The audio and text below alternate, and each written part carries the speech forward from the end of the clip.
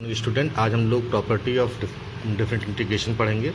तो property of different integration में अगर हम डिफरेंट इंटीग्रेशन को सॉल्व करते हैं तो बाई प्रॉपर्टी भी सॉल्व कर सकते हैं और आसानी से वैल्यू निकल सकती है। जैसे दिया हुआ है पहली property, integration of a to b f x d x is equal to integration a to b f t d T.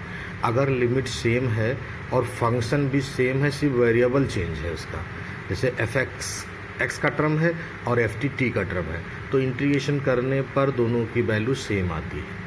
जैसे 2 से लेके 3 एक्स स्क्वायर डी एक्स दिया गया है, तो इसका इंटीग्रेशन करेंगे तो 19/3 आ जाएगा, ठीक है, बल सब्स्टिट्यूट करने पर।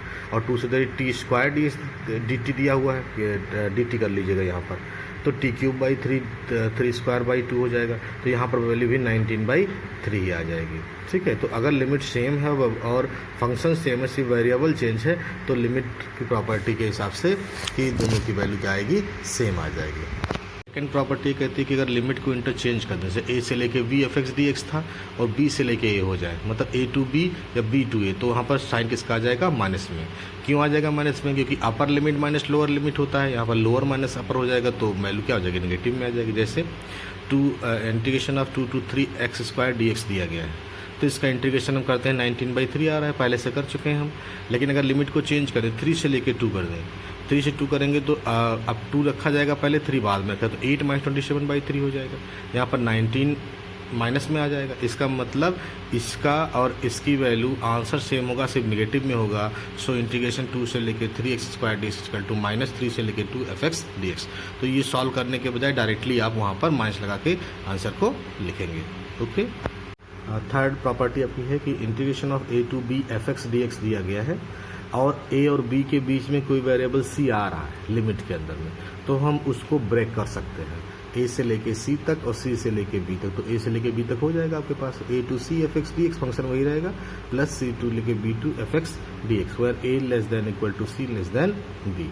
अब एक क्वेश्चन देख लेते हैं। जैसे जितने भी मॉड के क्वेश्चन देंगे, तो मॉड के अंदर की वैल्यू पॉजिटिव भी हो सकती है और नेगेटिव भी हो सकती है। तो x+2 को हम क्या लिख सकते हैं, -x+2 और +2, अगर मॉड हटाएंगे तो नेगेटिव में वैल्यू होगी और पॉजिटिव में वैल्यू होगी। ये जो x+2 दिया गया है, तो x = कितना आएगा, -2।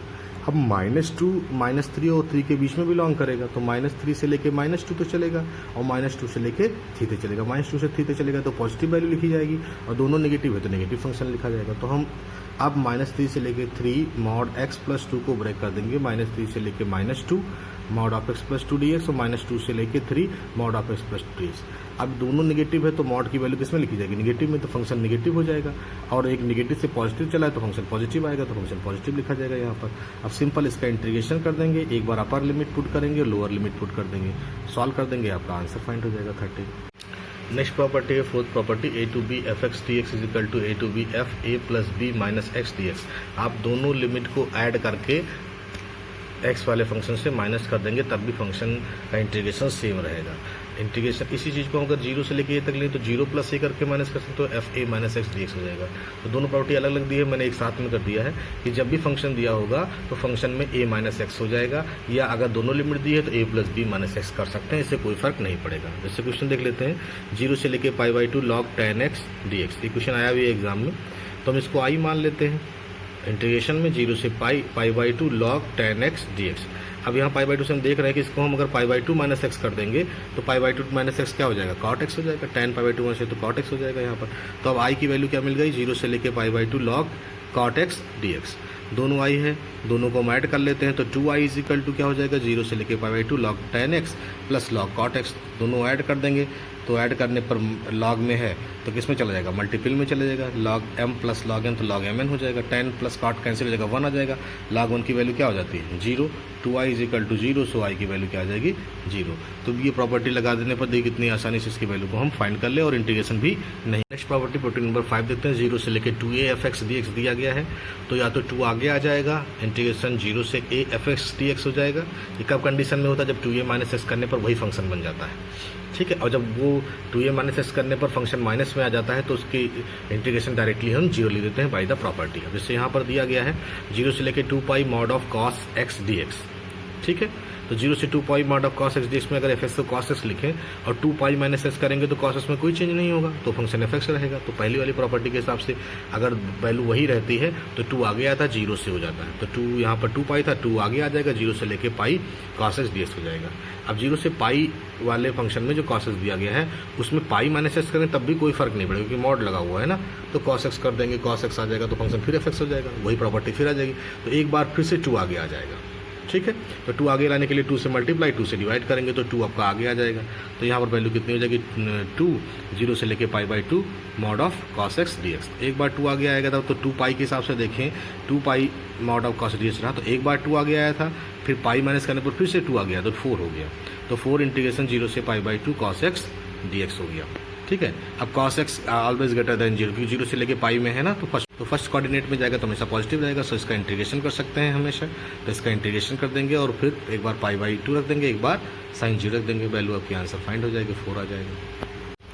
लास्ट प्रॉपर्टी देख लेते हैं। अगर दोनों लिमिट सेम है, नेगेटिव में दिया है एक पॉजिटिव में, इंटीग्रेशन माइनस ए से लेके ए एफ एक्स दे, समझ लीजिएगा कि इसमें क्या है लिमिट दोनों की सेम होगी, तो हम इस दोनों को ऐड करके 2 इंटीग्रेशन 0 से ए एफ एक्स डी लिख सकते हैं, या इसकी वैल्यू डायरेक्टली 0 हो सकती है। ये तब डिपेंड करेगा फंक्शन पर। फंक्शन अगर इवन है तो सॉल्व होगा, तो 2 आगे आएगा, 0 से ए एफ एक्स डी लगाएंगे। अगर फंक्शन ऑड हो गया तो डायरेक्टली इसका आंसर क्या लिख देंगे 0 लिख देंगे। कैसे लिखेंगे, जैसे मान लिया दिया है -1 से लेके 1, देखिए लिमिट सेम है, सिर्फ नेगेटिव साइन का है, x⁻17 का x⁻4x dx। अब ये फंक्शन है, इसको चेक करना पड़ेगा नेगेटिव है या पॉजिटिव, नेगेटिव या इवन है या ऑड। तो इवन ऑड चेक करने के लिए इसको एफ एक्स मान लेते हैं, एस की जगह पर माइनस रख देते हैं। अगर माइनस रखने पर माइनस कॉमन आ गया या माइनस रहा आगे आ गया तो माइनस एफ एक्स हो जाएगा, फंक्शन वही रहेगा, तो माइनस एफ एक्स आ जाएगा। तो अगर माइनस रखने पर माइनस आता है तो फंक्शन ऑड होगा, अगर माइनस रखने पर फिर वही फंक्शन आ जाता है, पॉजिटिव आ जाता है तो इवन हो जाएगा।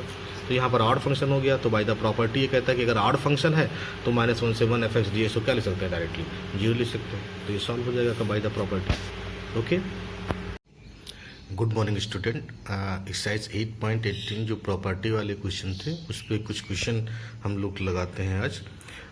इम्पॉर्टेंट क्वेश्चन है, जैसे क्वेश्चन नंबर 14 में दिया 0 से 9 f x d x, where f x की वैल्यू 3 दी गई है, 3 वैल्यू दी गई है एफ एक्स में, और अलग अलग रेंज दिया 0 से पाई बाई 2 से लेके 5 और 5 से लेके 9। तो हमने प्रॉपर्टी बताई थी कि 0 से 9 में अगर कोई वैल्यू कट कर सकती है या उसके बीच में इंटरवल आ सकते हैं तो उसको उस इंटीग्रेशन में डिवाइड किया जा सकता है। तो 0 से 9 एफ एक्स डी एक्स को हम डिवाइड कर सकते हैं 0 से लेके pi by 2 F x d x, pi by 2 से लेके 5 F x d x and 5 से लेके 9 एफ एक्स डी एक्स। जो हमें लिमिट कट किया है वही लिमिट हमने यहाँ पर ली है। तो यहाँ पर हम देख लेते हैं कि जो 0 से लेके पाई बाई 2 है उसमें एफ एक्स की वैल्यू क्या लेंगे, हम साइन एक्स ले लेंगे, और जिसमें पाई बाई 2 से लेके 5 तक है उसमें हम क्या लेंगे 1 ले लेंगे, और जिसमें 5 से लेके 9 तक है उसमें e की पावर x-5 ले लेंगे। सिंपल इसका इंटीग्रेट कर देंगे और इसकी पावर की वैल्यू सब्स्टिट्यूट कर देंगे, ठीक है। जब पावर की वैल्यू यहाँ पर सब्स्टिट्यूट कर देंगे, अपर लिमिट माइनस लोअर लिमिट और सॉल्व कर देंगे तो आपका आंसर आ जाएगा 5 - 5/2 प्लस e की पावर 4। ओके, नेक्स्ट क्वेश्चन देख लेते हैं। क्वेश्चन नंबर 17, i = 0 से pi by 2 cos square x d x दिया गया है। तो यहाँ पर हम पाई बाई 2 माइनस एक्स वाला लगाएंगे क्योंकि cos स्क्वायर को अगर पाई बाई 2 माइनस एक्स कर देंगे तो sine square x d x हो जाएगा। जब भी क्वेश्चन में पाई बाई 2 माइनस एक्स लगाते हैं 0 से लेके पाई बाई 2 दिया होता है, तो पहले जो क्वेश्चन दिया है उसको i मान लेंगे। जब हम उसमें प्रॉपर्टी लगा देंगे तो उसको फिर से i मान लेंगे और दोनों को ऐड करेंगे तो i प्लस i कितना हो जाएगा 2i। यहाँ पर देखिए sine square plus cos square add हो जाएगा और उसके ऐड होने पर वैल्यू क्या हो जाएगी 1 हो जाएगी। 1 का इंटीग्रेशन करेंगे तो x आ जाएगा, एक बार पाई बाई 2 रख देंगे, एक बार 0 रख देंगे तो पाई बाई 2 माइनस x हो जाएगा एक में, तो 2i = पाई बाई 2 बन जाएगा, i = पाई बाई 4, 2 से मल्टीप्लाई करेंगे तो पाई बाई 4 आ जाएगा। तो ये प्रॉपर्टी आप याद रखिएगा, प्रॉपर्टी इंपॉर्टेंट भी है। क्वेश्चन देखते हैं, क्वेश्चन नंबर 19। ये क्वेश्चन का एग्जाम में आया हुआ, इस टाइप का क्वेश्चन ज़्यादा आता है। i = 0 से pi by 2 sine x upon sine x plus cos x root के अंदर में। देखिए जब हम इसमें पाई बाई 2 माइनस लगा देंगे तो डिनोमिनेटर चेंज नहीं होगा, ये हम चेक कर लेते हैं पहले। तो डिनोमिनेटर अगर नहीं चेंज होगा तो हम इसको ऐड कर सकते हैं। By the property of pi by to minus x लगा देते हैं इसमें, तो sine pi by to minus x, यहाँ भी sine pi by to minus, यहाँ पर cos pi by to minus x हो गया। तो ऊपर तो रूट कॉस एक्स आ गया, लेकिन नीचे देखिए root cos x plus root sign x आ गया, यहाँ भी root sign x plus root cos x. तो डिनोमिनेटर सेम है तो ये ऐड हो सकता है। तो देन 2i ये हम ऐड कर देंगे इसमें, तो 2i इज इक्वल टू क्या हो जाएगा, 0 से लेके pi by two under root sign x upon root sign x cos x plus 0 से पाई बाई टू, यहाँ से जब सेकंड वाली वैल्यू थी वो कहती है root cos x upon sign sign, यहाँ पर डिनोमिनेटर सेम हो गया। अगर डिनोमिनेटर सेम हो गया तो नॉमिनेटर ऐड हो जाएगा आपके पास, तो root sign x plus root cos x और root sign x plus root cos x बचेगा, दोनों पूरी वैल्यू कट जाएगी तो 1 बच जाएगा। अब 1 का इंटीग्रेशन करेंगे तो x आ जाएगा, लिमिट लगा देंगे पाई बाई टू, तो पाई बाई टू माइनस 0 हो जाएगा, तो बचेगा सिर्फ पाई बाई टू, 2 से मल्टीप्लाई करेंगे तो पाई बाई 4 आ जाएगा। इस टाइप का क्वेश्चन ज़्यादा आता है, यहाँ पर चेंज कर सकते हैं, 1/1 प्लस tan x भी दिया है तो साइन बाई कास करके भी वैल्यू को लगा सकते हैं, वो भी क्वेश्चन पूछा गया है। और यहाँ पर पावर जैसे साइन की पावर 3/5, यहाँ कास की पावर साइन की पावर 3/5, कास की पावर 3/5 भी दिया है, तब भी वही तरीका लगेगा। इस टाइप का क्वेश्चन ज़्यादा आता है। ओके, क्वेश्चन नंबर 21 चेक कर लेते हैं। i इक्वल टू 2 से लेके 3 under root x upon under root x plus under root 5 minus x.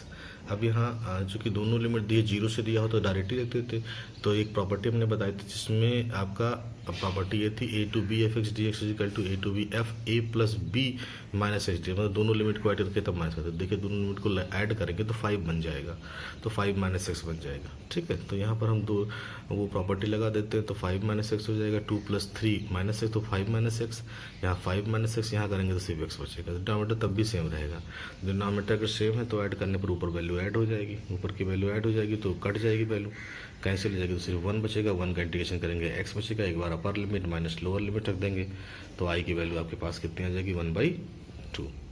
Okay.